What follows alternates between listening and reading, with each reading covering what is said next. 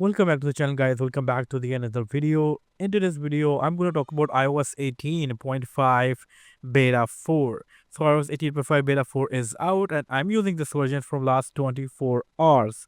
I will be talking about the battery life and the performance, but before that, I will talk about the build number. And at the end of this video, I'm going to talk about the release date of iOS 18.5. So make sure to watch the video until the end. Now, without any further delay, let's get dive into this video.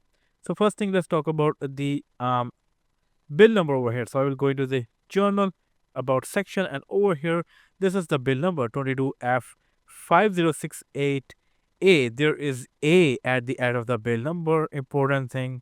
We will talk about that in a minute. Now let's talk about the battery life of the device. How last 24 hours went.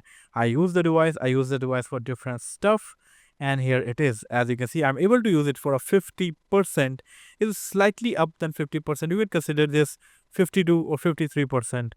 And for the 53%, I got 5 hours and 35 minutes screen on time, which is really good.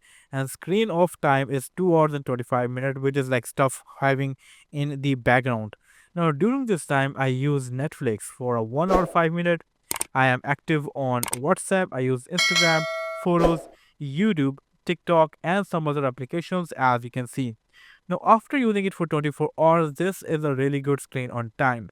Now, I still believe when the public release will come out, it will get better. And also, it is important to keep thing in mind that it's just 24 hours.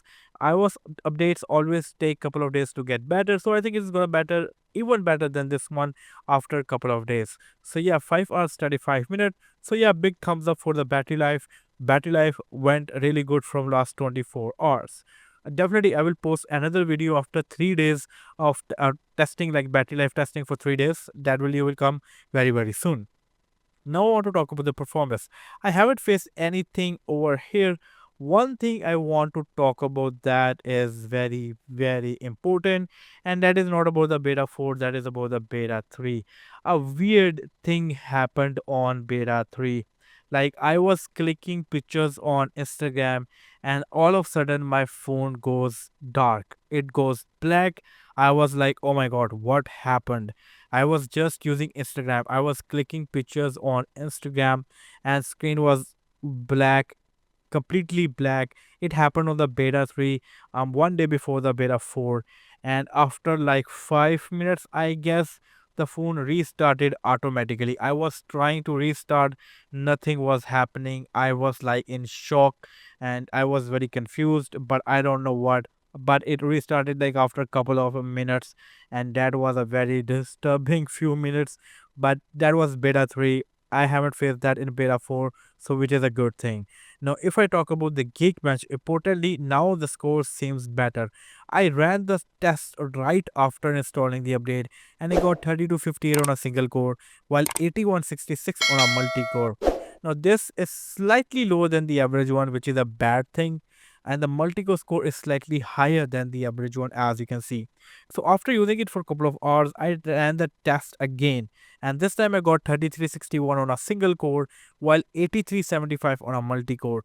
Now, single core scores are also higher than the average one, and the multi-core score is also higher than the average one, and it is easily one of the best score on the iPhone 16, which means yes, it is improving. We are moving towards a better iOS 18, hopefully. I ran the GPU benchmark right after installing the update. I got 27993, a really good score, higher than the average one. I ran that test again after a couple of hours, and this time I got even better, 28013, way higher than the average one, as you can see. In fact, it is the third highest on my device, which is a really good sign. And yeah, on paper performance is really good, and on paper scores are also really good.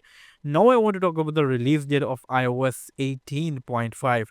So we saw there is A at the end of the bill number, which means we are going to see hopefully RC update next week. So I am expecting RC update on 5th of May, and then I'm expecting a public release on 12th of May of iOS 18.5. Now, what do you think about this? Let me know in the comment section below. This is my opinion, and I think we are going to get this. And then in June, we are going to see iOS 19. Definitely videos will come out that about that too. So make sure to subscribe. And yeah, this is all from this video, and I hope to catch you guys in the next one. Until then, take care. Peace out.